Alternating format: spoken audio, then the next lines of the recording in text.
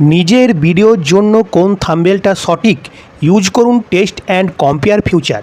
এর সাহায্যে তিনটি ভিন্ন ভিন্ন থাম্বনেল বেছে নিতে পারেন আর কোনটি দর্শকদের বেশি ভালো লাগছে সেটি চেক করে নিতে পারেন। যেটি দর্শকদের বেশি ভালো লাগছে সেটি হবে বিজেতা থাম্বনেল। আসুন দেখি এটি কিভাবে কাজ করে।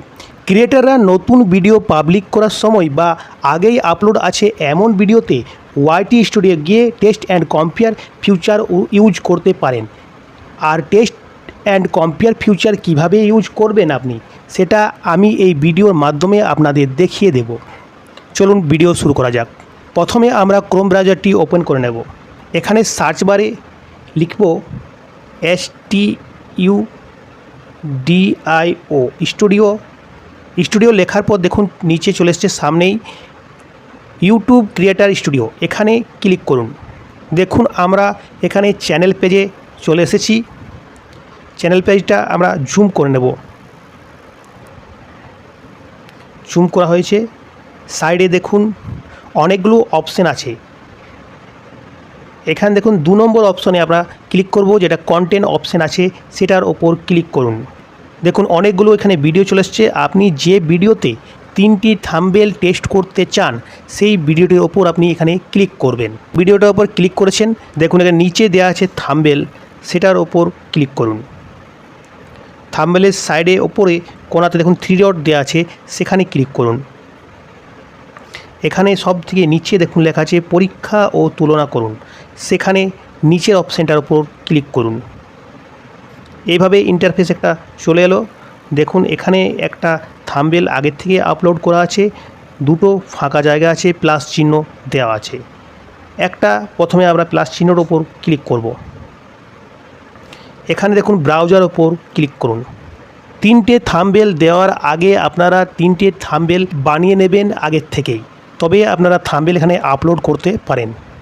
এখানে আমার থাম্বনেল বানানো আছে, আমি এখানে থাম্বনেল দিতে পারি। থাম্বনেলের ওপর ক্লিক করুন, সিলেক্ট করুন। এখানে দেখুন আপলোড হচ্ছে। দেখুন একটা আগের থেকে আপলোড করা হয়েছে, আর একটা আপলোড করলাম, 3য় নম্বরটা আপলোড করে দেবো। আবার প্লাস আইকনের ওপর ক্লিক করুন। এখানে ব্রাউজার ওপর ক্লিক করুন। আপনার গ্যালারিতে যে থাম্বনেল বানানো আছে সেটির ওপর ক্লিক করবেন। ব্রাউজারের থাম্বনেলের ওপর ক্লিক করলাম, সিলেক্ট করে নিলাম। দেখুন আর একটা থাম্বনেল আপলোড হচ্ছে।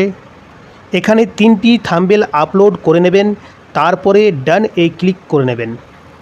ডান এই ক্লিক করার পর সেভ অপশানে ক্লিক করে নেবেন। এই টেস্ট লং ভিডিওতে করা যাবে, শর্ট ভিডিওতে হবে না। যখনই ভিডিও পাবলিক করবেন তারপর থেকেই টেস্ট শুরু হয়ে যাবে।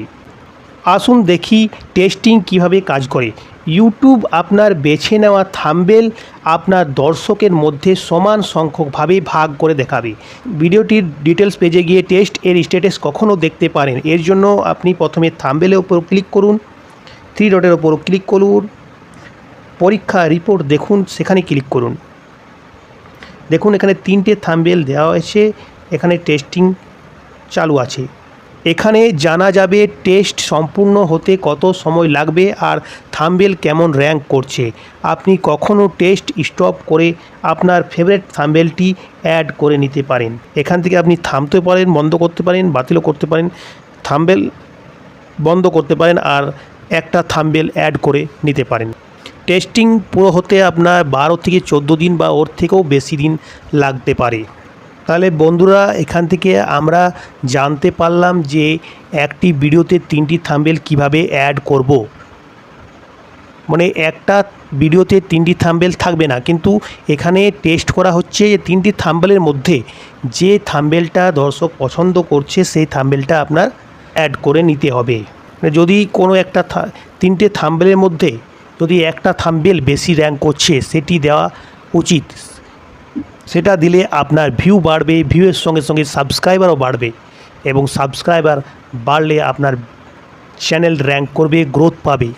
তো আপনারা এখান থেকে জানলেন যে কিভাবে 3টি থাম্বনেল অ্যাড করে নেব। এইভাবেই আপনারা 3টি থাম্বনেল আপলোড করে নিতে পারেন।